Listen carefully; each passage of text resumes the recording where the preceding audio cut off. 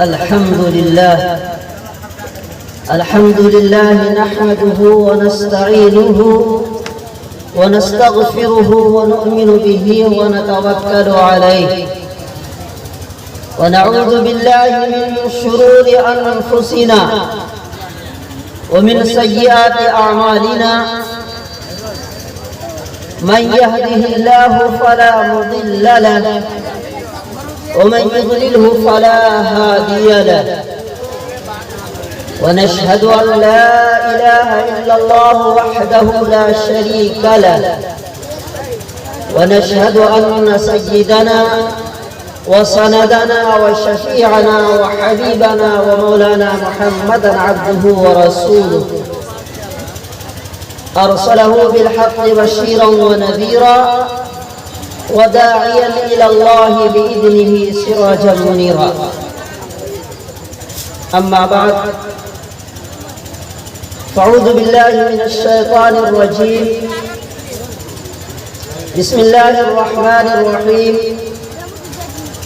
يا أيها الذين آمنوا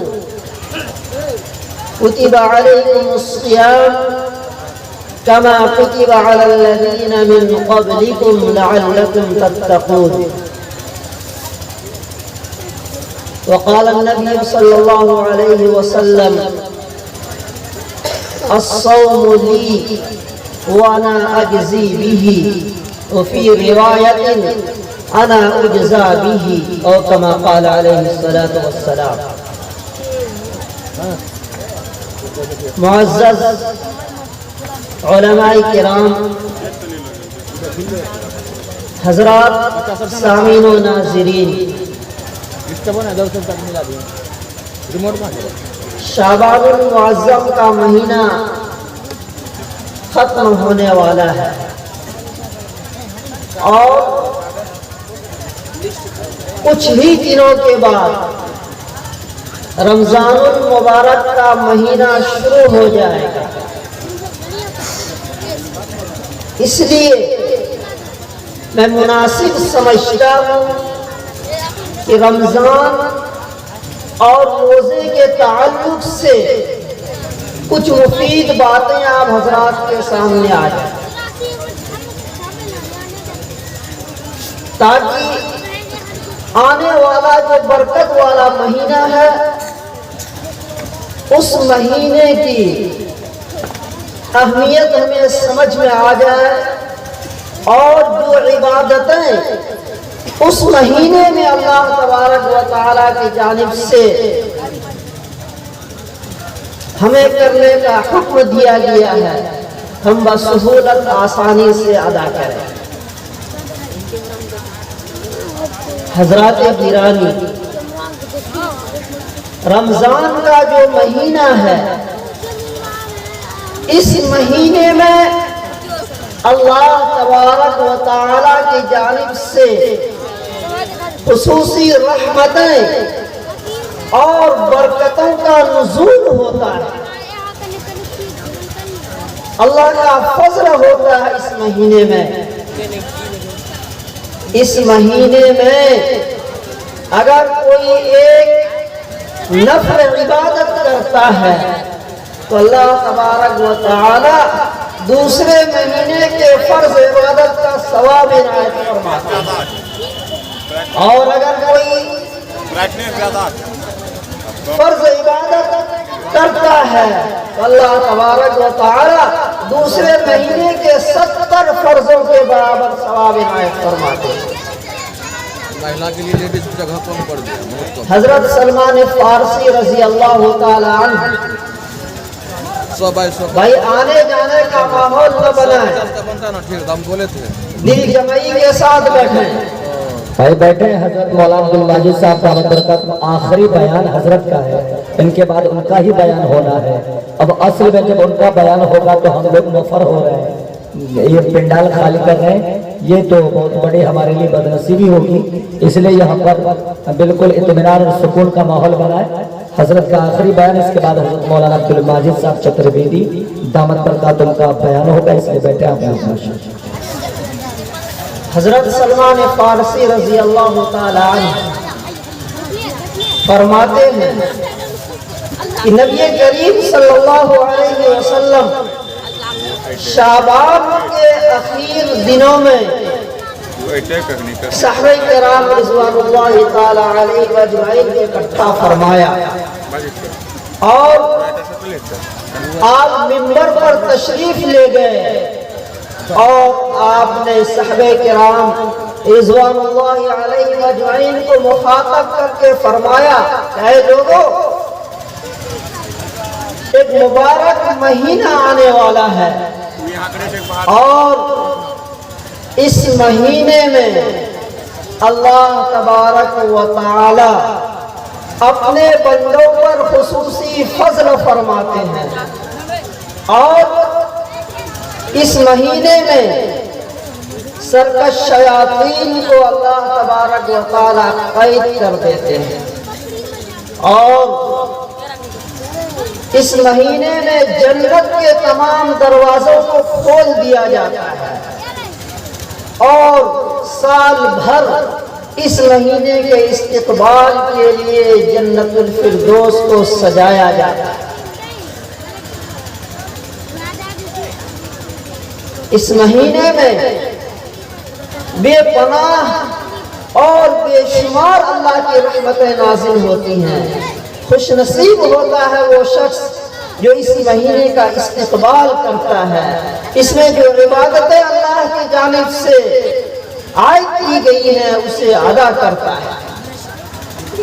حضرت کعب بن عجرہ رضی اللہ تعالیٰ عنہ ارشاد فرماتے ہیں، ایک مرتبہ نبی کریم صلی اللہ علیہ وسلم منبر پر تشریف فرما ہوئے، جب آپ نے پہلی سیڑھی پر قدم رکھا تو آپ نے فرمایا آمین، اور پھر آپ نے جب دوسری سیڑھی پر قدم رکھا تو پھر فرمایا آمین، اور جب آپ تیسری سیڑھی پر چڑھے تو پھر آپ نے فرمایا آمین۔ حضرت کعب فرماتے ہیں کہ نبی کریم صلی اللہ علیہ وسلم سے دریافت کیا گیا، اے اللہ کے رسول، آج ہم نے ایک ایسی چیز دیکھی جو اس سے پہلے ہم نے نہیں دیکھی تھی۔ یہ کیا ماجرا ہے کہ آپ جب پہلے منبر پر تشریف فرما ہوئے تو آپ نے آمین کہا، جب دوسرے پر آپ تشریف فرما ہوئے تو پھر آپ نے آمین کہا، اور جب آپ تیسرے پر تشریف فرما ہوئے تو وہاں بھی آپ نے آمین کہا۔ تو نبی کریم صلی اللہ علیہ وسلم نے ارشاد فرمایا کہ میں جب پہلے منبر پر چڑھا تو حضرت جبرائیل تشریف لائے اور انہوں نے فرمایا کہ ہلاکت و بربادی ہے اس شخص کے لیے جو رمضان المبارک کا مہینہ پائے اور اپنی مغفرت نہ کروا لے۔ تو میں نے کہا آمین، اور جب میں نے دوسری منبر پر قدم رکھا تو حضرت جبرائیل نے فرمایا کہ ہلاکت و بربادی ہے اس شخص کے لیے جس کے سامنے میرا تذکرہ ہو اور وہ مجھ پر درود نہ پڑھے۔ تو میں نے کہا آمین۔ اسی طریقے سے جب میں تیسرے منبر پر چڑھا تو حضرت جبرائیل نے کہا کہ ہلاکت و بربادی ہے اس شخص کے لیے جس کے والدین بڑھاپے کے عالم میں ہوں اور وہ شخص خدمت کر کے اس کو راضی کر کے اللہ کے یہاں جنت نہ کما لیا ہو۔ تو میں نے کہا آمین۔ آپ اندازہ فرمائیے کہ فرشتوں میں سب سے زیادہ جو مقرب ہے حضرت جبرائیل، وہ بددعا کر رہے ہیں، اور تمام انبیاء کے سردار آقا مدنی جناب محمد رسول اللہ صلی اللہ تعالی علیہ وسلم اس بددعا پر آمین کہہ رہے ہیں۔ تو بتائیے کہ اس کے مقبول ہونے میں، اسے قبول ہونے میں کوئی تردد ہے؟ اس لیے جو سامنے مہینہ آنے والا ہے، مبارک مہینہ، اس مہینے کی ہمیں قدر کرنی چاہیے اور اہتمام کے ساتھ روزوں کو رکھنا چاہیے، اور رات میں تراویح کی نماز پڑھنی چاہیے، اور گناہوں سے اجتناب کرنا چاہیے۔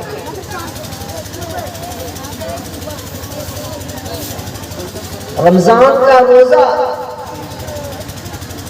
اللہ تبارک و تعالی اس کے رکھنے سے کیا ثواب عنایت کرتے ہیں۔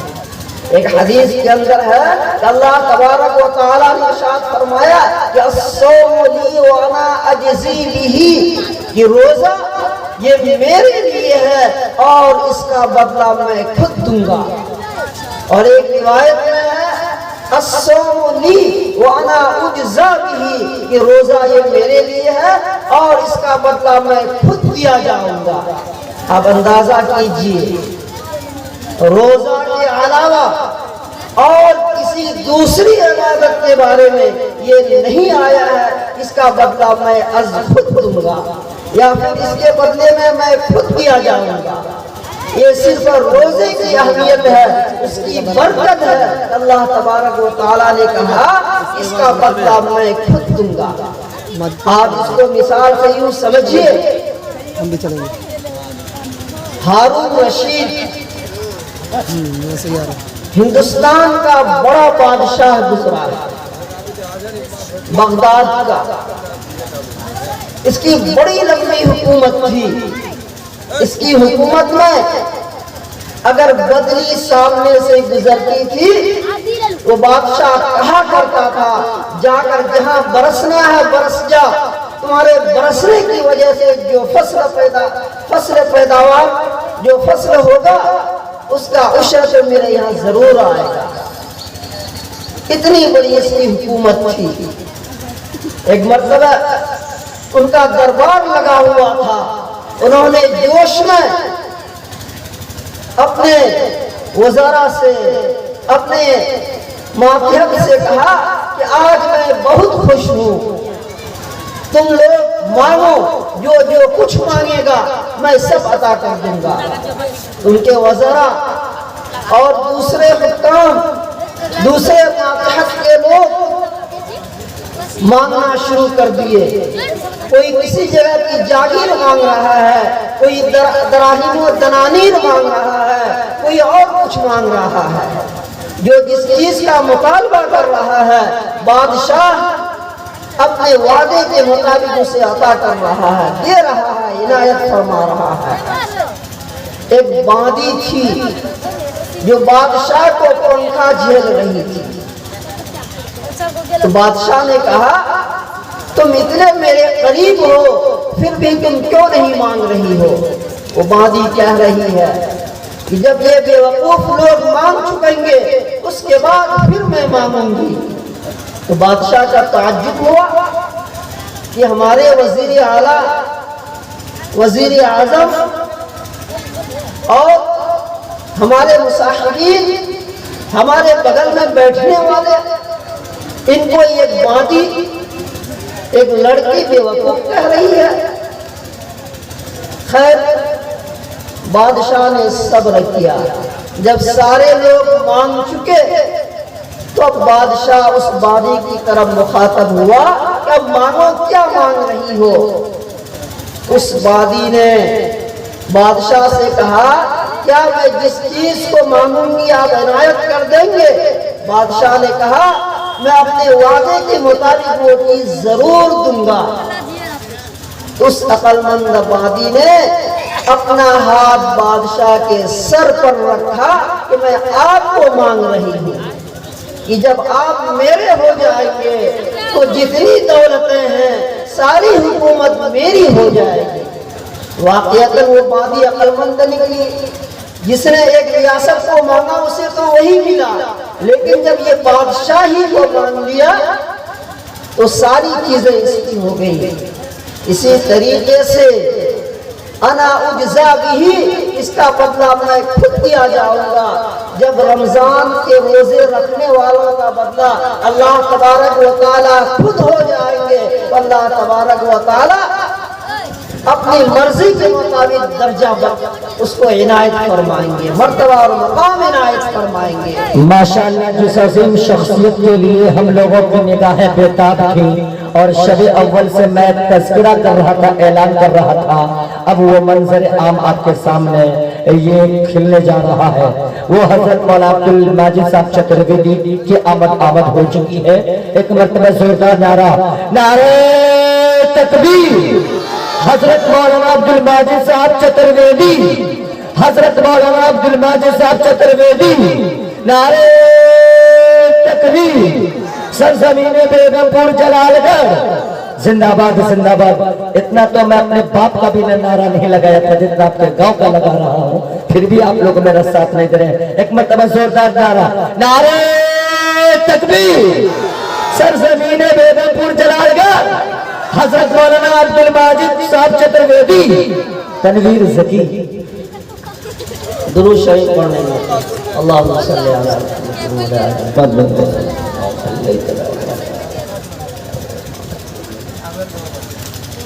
تو میں کہہ رہا تھا کہ حدیث کے اندر آیا ہے الصوم لی وانا اجزا بہ، کہ روزہ یہ میرے لیے ہے، اس کا بدلہ میں خود دیا جاؤں گا. اس بادی کی طرح جب اس نے بادشاہی کو مان لیا تو ساری چیزیں اس کی ہو گئیں. اسی طریقے سے جب اللہ تبارک و تعالی رمضان کے روزے رکھنے والوں کے بدلہ ہو جائیں گے تو اللہ تبارک و تعالی اپنی مرضی کے مطابق جو مقام چاہیں گے اسے عنایت کرائیں گے، اسے عنایت فرمائیں گے. تو یہ اہمیت ہے روزہ کی، روزہ رکھنے والوں کی. لیکن اسی کے برعکس اگر کوئی رمضان کا روزہ جان بوجھ کر بغیر کسی عذر کے چھوڑ دیتا ہے تو اس کے بدلے میں اسے مسلسل 2 مہینے روزہ رکھنے پڑیں گے. یعنی جان بوجھ کر رمضان کا ایک روزہ بھی اگر کوئی چھوڑتا ہے تو قضا اور کفارہ دونوں ادا کرنا پڑے گا. یعنی ایک روزہ قضا کرنا پڑے گا، اس کے بدلے 60 روزے اور رکھنے پڑیں گے. لیکن اس کے بعد بھی اسے وہ ثواب نہیں ملے گا جو ثواب ایک روزہ رکھنے سے ملتا ہے. اندازہ کیجئے. اس لیے جو وقت آنے والا ہے، چند دنوں ہی میں رمضان المبارک کا مہینہ شروع ہونے والا ہے، آپ اس کی قدر کریں اور روزے کو اہتمام کے ساتھ رکھیں اور رات کی تراویح کو بھی اہتمام کے ساتھ رکھیں. اللہ تبارک و تعالی ہمیں اور آپ کو اس کی قدر کرنے کی توفیق عنایت فرمائے اور اہتمام کے ساتھ رمضان کے روزے رکھنے اور رات کی تراویح پڑھنے کی توفیق عنایت فرمائے. وما علینا الا البلاغ.